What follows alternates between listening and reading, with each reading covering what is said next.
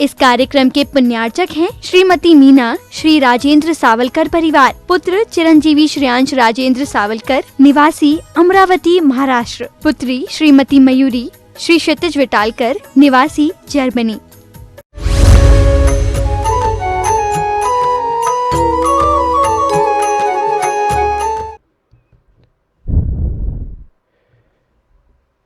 पिछले दिन आप सभी से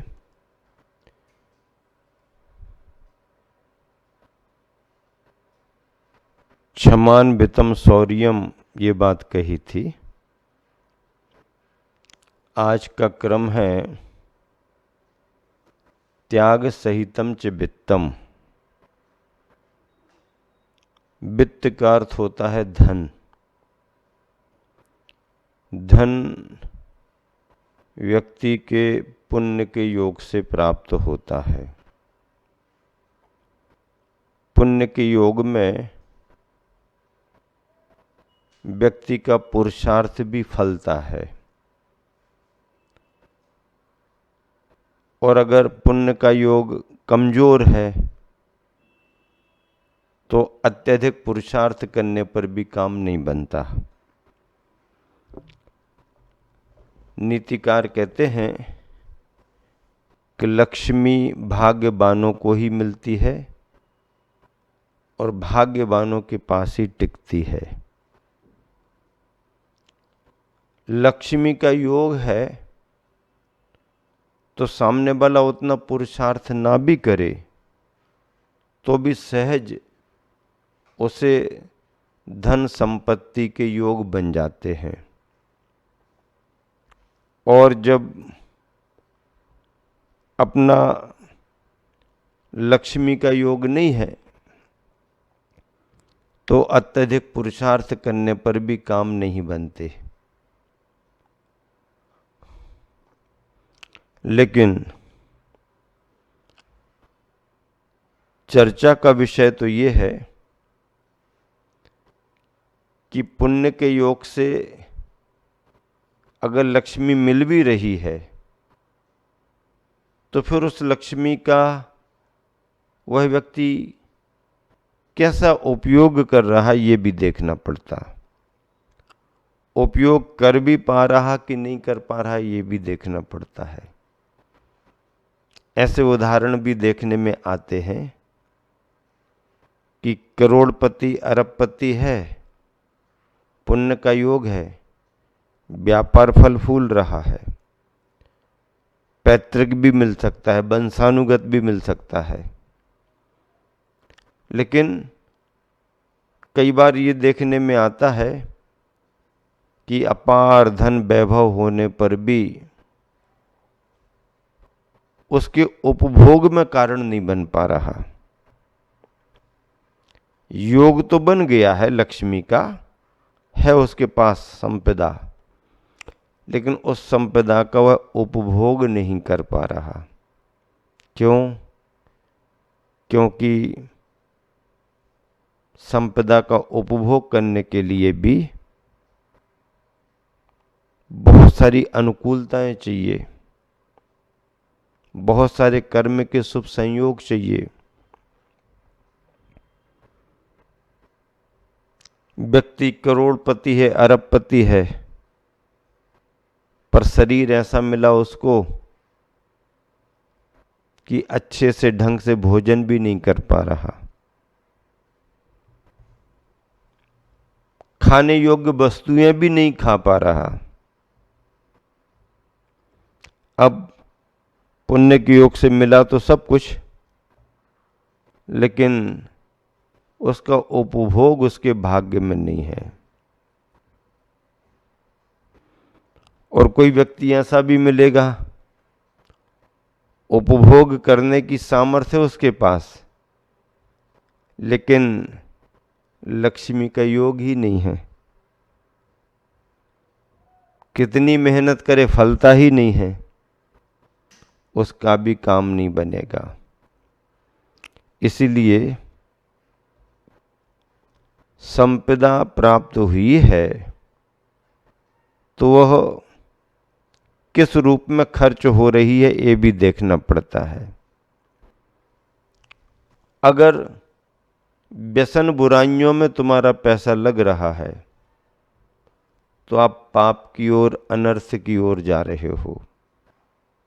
कहाँ जा रहे हो?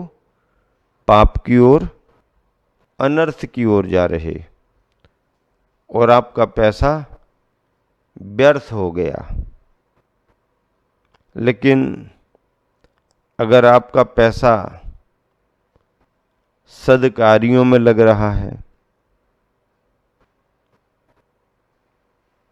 शुभ कार्यों में लग रहा है, पुण्य के, धर्म के कार्यों में लग रहा है, समाज सेवा में लग रहा है, मानवता के नाम पर लग रहा है, स्वास्थ्य के क्षेत्र में लग रहा है, शिक्षा के क्षेत्र में लग रहा है, स्वयं उसका उपभोग कर रहे हो, परिवार के लिए भी उसका उपयोग हो रहा है, तो समझो कि तुम्हारे लिए वो लक्ष्मी ठीक है, क्योंकि लक्ष्मी तुम्हें अनर्थ का कारण नहीं बन पा रही। शुभ कार्यों में लग रहा है, तुम्हारा पुण्य का योग है। एक आचार्य महाराज ने लिखा कि ये बात सच है कि पुण्य के योग से ही धन लक्ष्मी की प्राप्ति होती है, लेकिन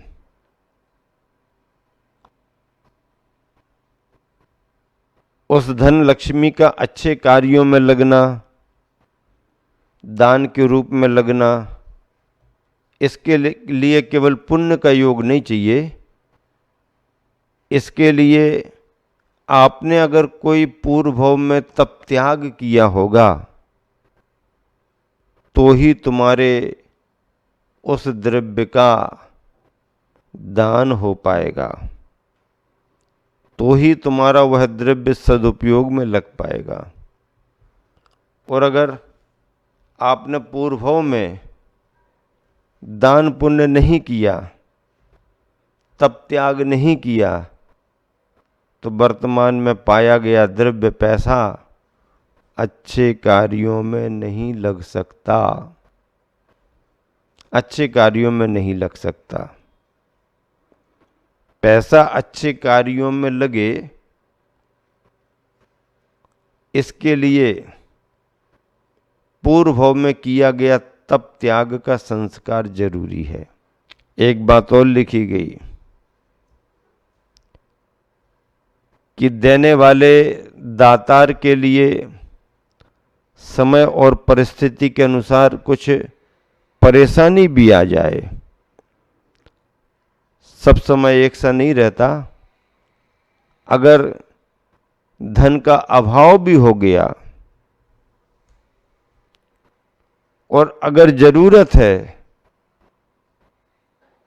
तो आप ध्यान रखिएगा, अगर मिलेगा तो उसी परिवार से मिलेगा जो परिवार हमेशा कुछ न कुछ करता आया है। उदाहरण दिया, गर्मी को पाकर के अगर नदी सूख भी गई तो भी पानी जब भी मिलेगा नदी से ही मिलेगा। आप कहोगे कि सूखी नदी में कैसे मिलेगा, पानी तो उसका पूरा का पूरा चला गया अंदर। अरे ऊपर का अंदर चला गया, लेकिन उस जगह खोदना शुरू करो, अंदर से थोड़ा ना थोड़ा पानी निकल ही आएगा। इसका मतलब ये है कि जो देता रहता है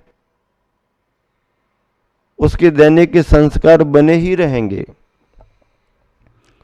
और जो नहीं देता है उसके देने के संस्कार नहीं बन सकते। फिर धन की तीन ही गतियां तो हैं, दान, भोग और नाश।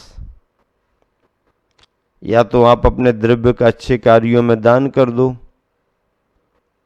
दान नहीं कर रहे हो तो उसका उपभोग कर लो, और अगर दान भी नहीं दिया, उपभोग भी नहीं किया, तो तीसरी अवस्था नष्ट होने की तो तुम्हारे को देखी जाएगी। इसलिए आचार्य महाराज यहां पर कह रहे हैं कि त्याग सहितम च वित्तम। धन कैसा होना चाहिए? त्याग के संस्कारों के साथ धन होना चाहिए। धन कैसा होना चाहिए? त्याग के संस्कारों के साथ धन होना चाहिए। राजा भोज के संदर्भ में मैंने एक प्रसंग सुना। राजा भोज न्यायप्रिय शासक तो था ही, प्रजा का अच्छा ध्यान रखता था। उसके साथ वह विद्वान भी था और दान का संस्कार भी था। अच्छे कार्यों में द्रव्य को लगाता रहता था। उसके मंत्री ने जब ये देखा कि ये तो किसी न किसी कार्य में लगाता ही रहता, तो उसे चिंता हुई कि आखिरकार खजाने का क्या होगा। राजा तो चाहे जब देता रहता है। मंत्री ने सोचा कि राजा के इस दान कार्य में रोक लगानी चाहिए। मंत्री तो मंत्री था, होशियार था, मन में तो उसके आ गया, लेकिन फिर उसने सोचा कि देखो राजा साहब हैं, उनके अधीन अपन हैं। अब राजा साहब को कैसे कहें कि आप ये दानवान देना बंद करो, भविष्य की चिंता करो। राजा को कुछ कहना उसे उचित नहीं लगा, तो उसने एक युक्ति निकाली। राजा साहब जिस समय भोजन करने पहुंचते थे और जिस जगह बैठकर भोजन करते थे, उस जगह सामने उसने दीवार पर एक वाक्य लिख दिया। संस्कृत में लिखा, बोलने की जरूरत नहीं है, विद्वान के लिए इतना पर्याप्त है। क्या लिख दिया उसने सामने दीवार पर? आपदार्थम धनम रक्षेत। क्या? आपदार्थम धनम रक्षेत। इसका अर्थ हुआ कि आपत्ति काल के लिए धन को बचा करके रखना चाहिए। आपत्ति काल के लिए धन को बचा करके रखना चाहिए। देखो मंत्री है, राजा को मना नहीं किया, मना करना उसे उचित नहीं लगा, लेकिन अब कोई ना कोई संकेत तो देना है। तो उसने क्या लिखा? आपदार्थम धनम रक्षेत। आपत्ति के काल के लिए धन को बचा करके रखना चाहिए। राजा साहब आए, भोजन किया, और जब सामने लिखे हुए वाक्य पर ध्यान गया तो वो समझ गए, अरे यहां तो ये लिखा गया आपदार्थम धनम रक्षेत। मतलब ये मंत्री मुझको कहना चाहता है, उसी ने लिखाया है। तो जब राजा साहब वहां से निकलने लगे, जाने लगे, तो उन्होंने आगे अगले चरण में पूर्ति कर दी। श्रीमताम कुतः आपदा। श्रीमताम कुतः आपदा। श्रीमानों के लिए, श्री संपन्न लोगों के लिए, धन संपन्न, लक्ष्मी संपन्न लोगों के लिए आपदा आती कहाँ है? अर्थात जिसके पास है उसको कोई आपत्ति आने वाली नहीं। जब मंत्री आया तो उसने पढ़ा, वो समझ गया कि राजा साहब हमारे को समझा गए और मैंने जो लिखा था उसका उत्तर आचार्य राजा साहब ने दे दिया। मंत्री भी मंत्री ही था, पीछे हटने वाला नहीं। उसने तीसरा चरण बना दिया। पहला तो चरण ये आपदार्थम धनम रक्षित, राजा की तरफ से। दूसरा क्या हुआ, श्रीमताम कुतः आपदा, श्रीमंतों के लिए, धन संपन्न लोगों के लिए कहाँ आपत्ति है। मंत्री ने तीसरा चरण लिखा, दैवात क्वचित समायाति। अरे राजन, दैव योग से कभी कभी श्रीमंतों को भी आपदा आ जाती है। क्या? दैव योग से, भाग्य से, कर्मवशात श्रीमंतों को भी कभी कभी आपदा आ जाती है। दैवात क्वचित समायाति। अब राजा साहब ने पढ़ लिया। अब क्या लिखे राजा साहब, आपत्ति काल के लिए धन को बचा के रखना चाहिए, इसका उत्तर दे दिया। लक्ष्मी संपन्न सम्राटों के लिए, राजाओं के लिए कहाँ आपत्ति आती है। मंत्री ने फिर कहा कि दैवात क्वचित समायाति, दैव योग से कभी कभी बड़ों बड़ों को भी परेशानी आ जाती है। तो अगले दिन जब राजा भोजन करने आया और उसने इसे पढ़ा देखा, तो इसका उत्तर भी राजा साहब ने लिख दिया। भोजन करने के बाद राजा साहब चौथा चरण लिख करके चले गए। उसने क्या लिखा, दैवात क्वचित समायाति। तो राजा साहब लिख करके चले गए, अगर भाग योग से बड़ों बड़ों को भी परेशानी आ जाती है तो संचितोपि विनश्यति। और जब परेशानी आई जाती है सबको, तो संचित किया हुआ धन भी नष्ट हो जाता है। क्या हो गया? संचित किया हुआ धन भी नष्ट हो जाता है। अब दैव योग से जब आपत्ति आई रही तो फिर रखा गया भी चला जाएगा। इसलिए जो कर रहा हूं वह सब ठीक है। ऐसे राजा भोज अपने विद्वान मंत्रियों के साथ रह करके दान के भाव से परिपूर्ण बने रहे। अब देखो कितनी बड़ी बात है, दान के प्रति कितना गहरा भाव है और संपत्ति की विनश्वरता पर कितना दृढ़ विश्वास है। प्रश्नोत्तर रत्न मालिका के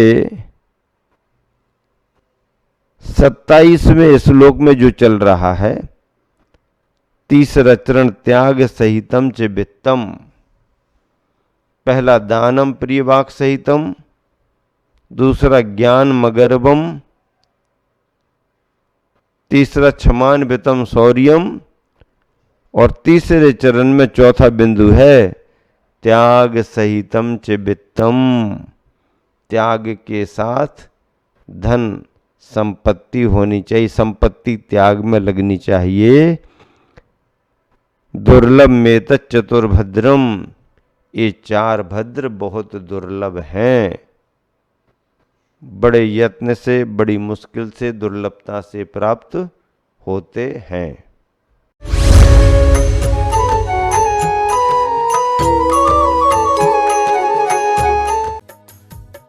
इस कार्यक्रम के पुण्यार्चक थे श्रीमती मीना, श्री राजेंद्र सावलकर परिवार, पुत्र चिरंजीवी श्रेयांश राजेंद्र सावलकर, निवासी अमरावती महाराष्ट्र, पुत्री श्रीमती मयूरी, श्री क्षितिज विटालकर, निवासी जर्मनी।